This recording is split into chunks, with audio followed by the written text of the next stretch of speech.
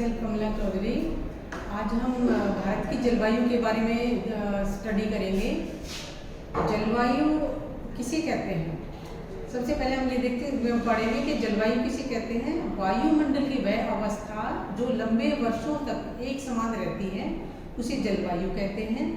और वायुमंडल उसके साथ ही हमें मौसम और जलवायु में डिफ्रेंशिएट करने की ज़रूरत है। मौसम है वायुमंडल की वह अवस्था जो जल्दी जल्दी बदलती है, और वायुमंडल की वह अवस्था जो लंबे वर्षों तक एक समान रहती है उसको हम जलवायु कहते हैं। जलवायु को बनाने वाले कारक कौन कौन से हैं? जलवायु को बनाने वाले सबसे जो महत्वपूर्ण कारक हैं वो है तापमान, वायुमंडल दाब, वर्षा, हवाओं की दशा और सूर्यता। इन सब से मिलकर हमारी जलवायु बनती है।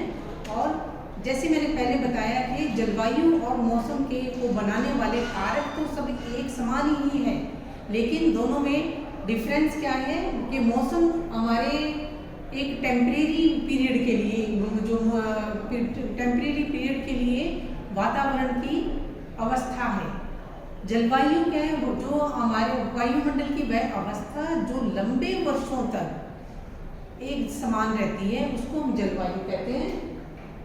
इसके बाद आता है हमारा कि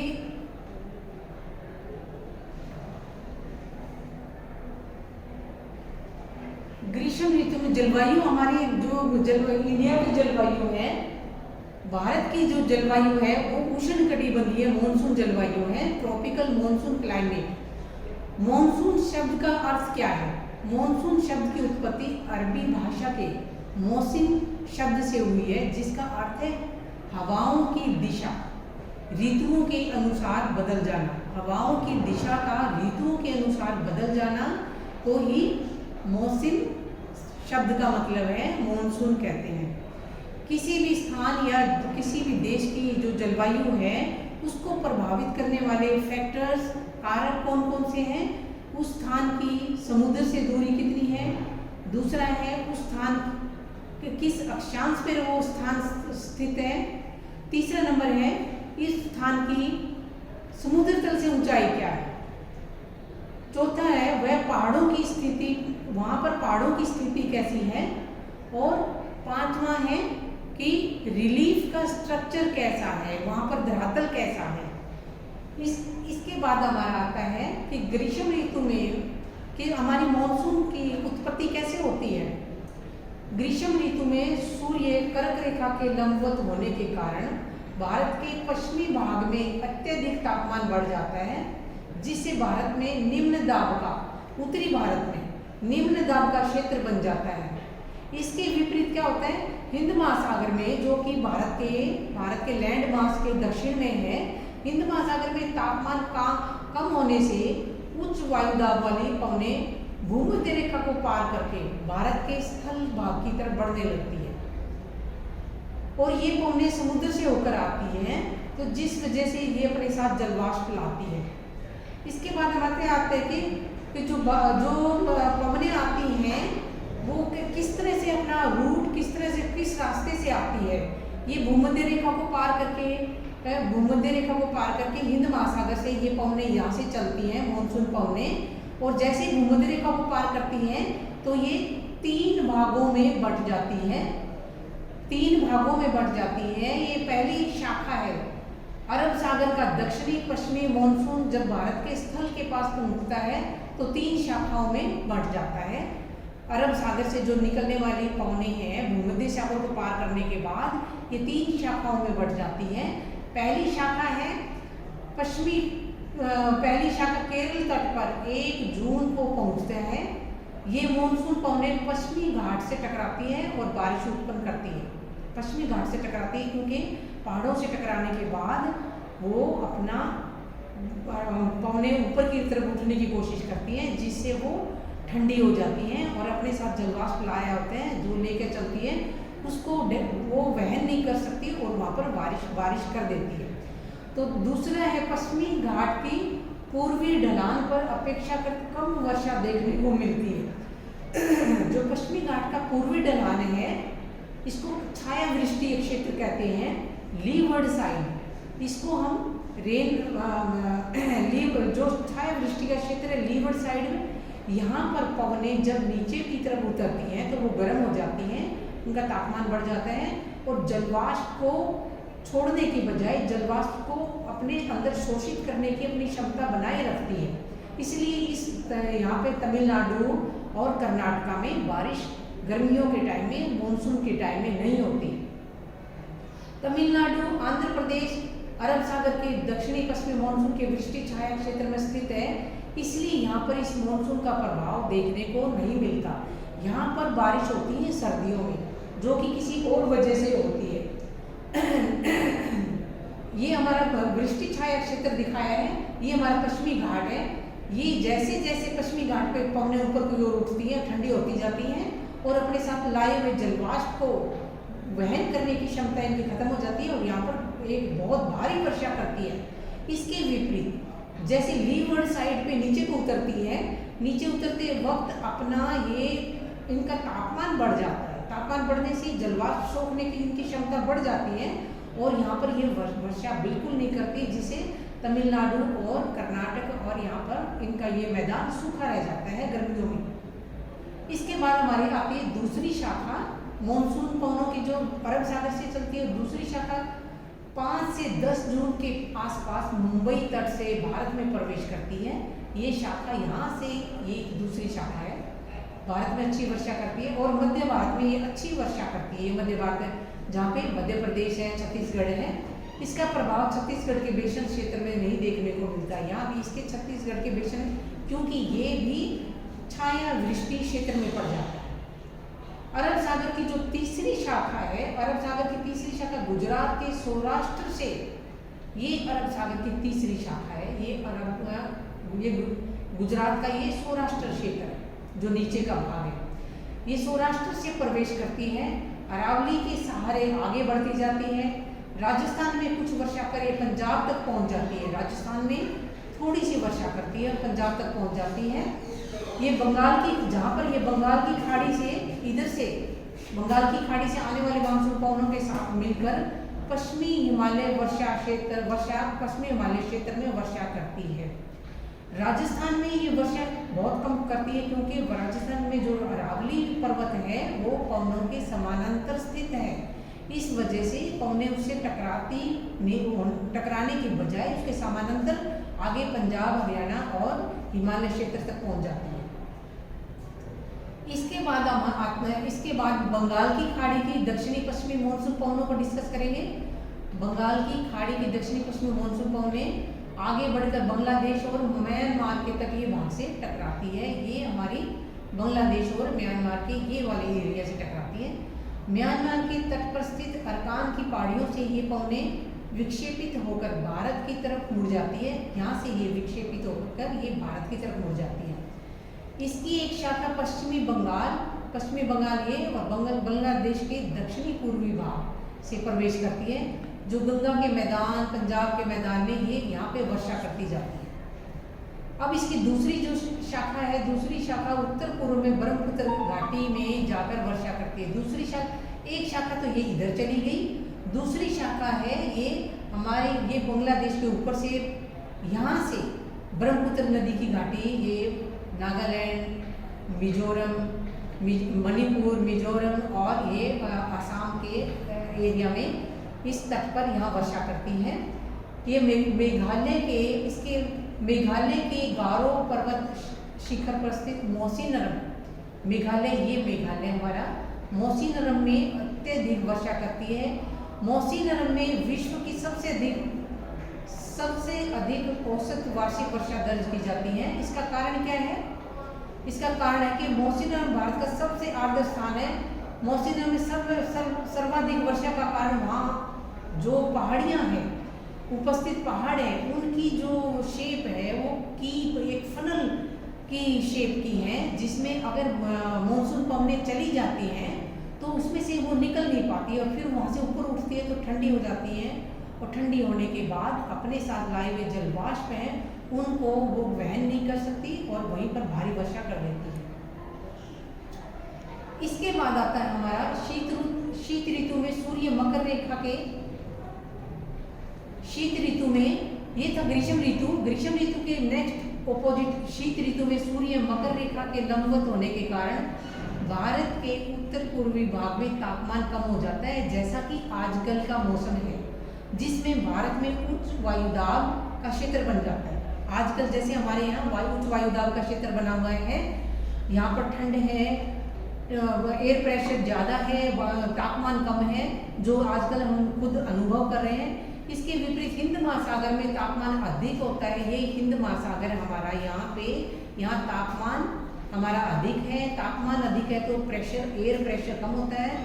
तापमान और एयर प्रेशर का डायरेक्ट रिलेशन है।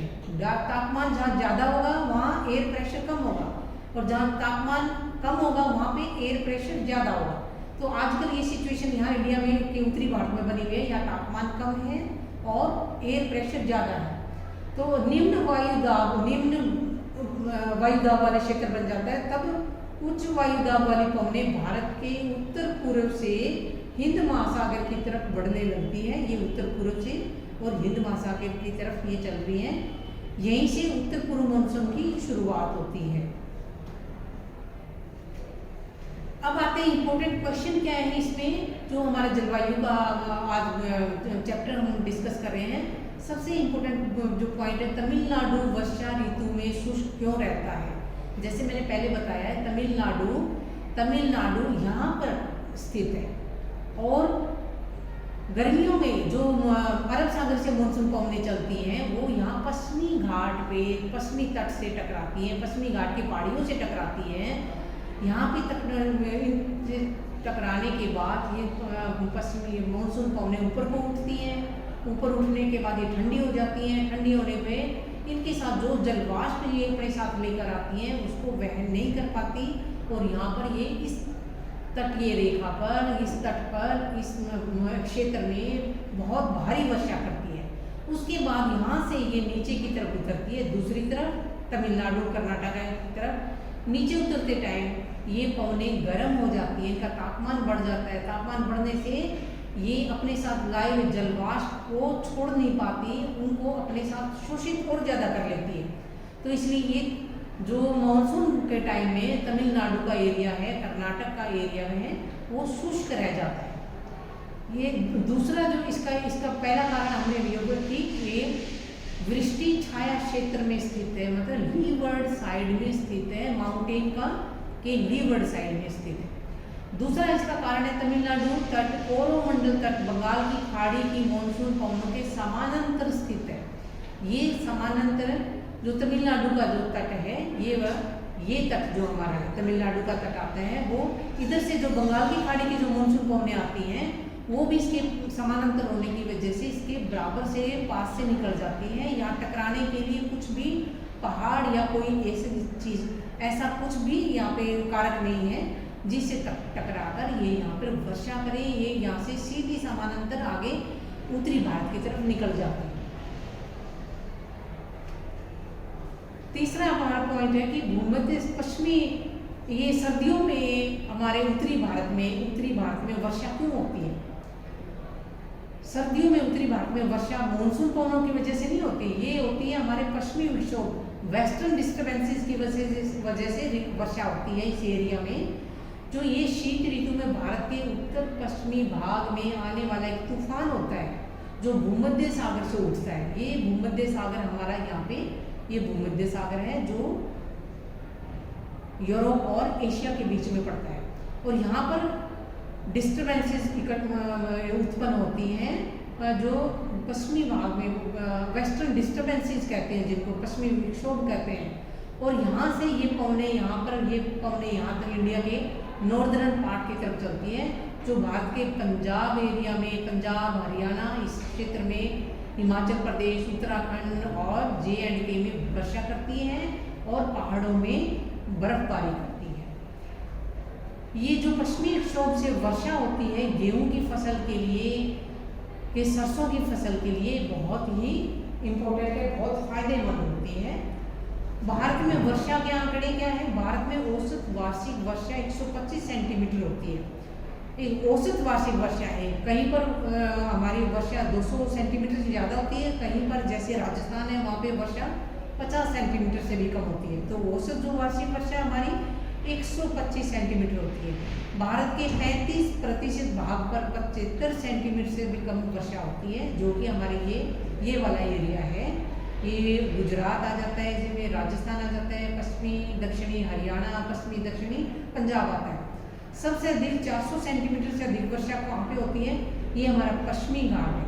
पश्चिमी घाट का जो एरिया है, ये सारा एरिया यहाँ पे कुछ एरिया ये कर्नाटक का पड़ता है, ये तमिलनाडु और गोवा के नीचे से ये हमारा मेघालय है। मेघालय में बहुत वर्षा होती है, 400 सेंटीमीटर से अधिक वर्षा होती है मेघालय में। जो मौसीनरम है, चेरापूंजी है, वो यहीं पर स्थित है। और ये हमारा अरुणाचल प्रदेश और आसाम का कुछ एरिया है। सबसे अधिक वर्षा जो बताई हमने उत्तर पूर्व के, सबसे कम वर्षा 20 सेंटीमीटर से कम वर्षा हमारे पश्चिमी राजस्थान और लद्दाख में होती है। ये पश्चिमी राजस्थान है, जैसलमेर, ये बीकानेर, ये वाला एरिया जो थोड़ा सा ये पश्चिमी है, ये उदयपुर वगैरह के आसपास का एरिया है।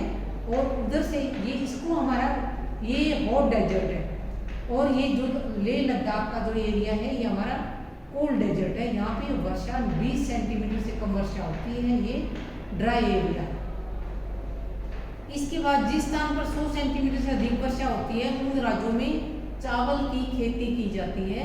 चावल की खेती मोस्टली अब पंजाब में भी होती है, जो इरिगेशन से की जाती है, हरियाणा में होती है, यूपी में, बिहार में, आपके बिहार के बाद पश्चिमी बंगाल में और झारखंड के एरिया में, फिर आपके उड़ीसा और आंध्र प्रदेश, इन सभी एरिया में यहाँ पे चावल की खेती की जाती है।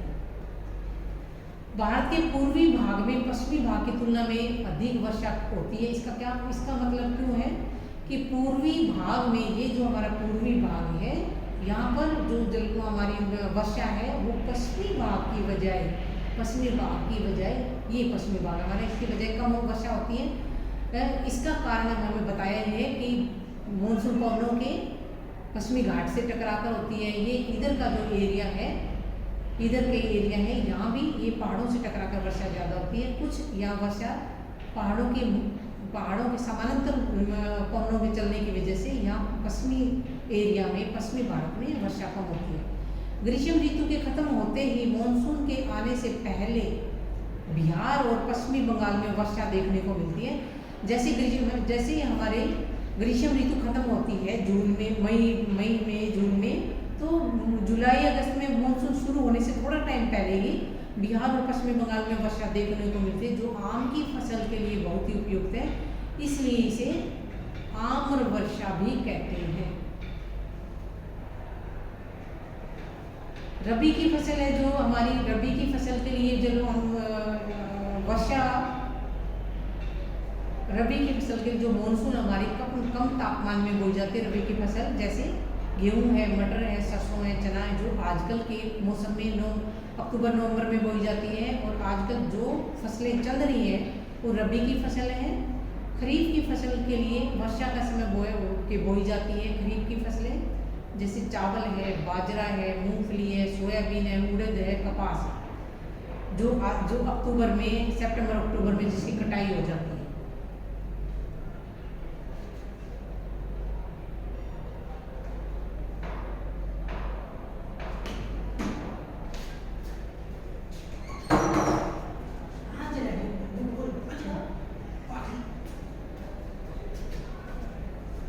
ये बंद है।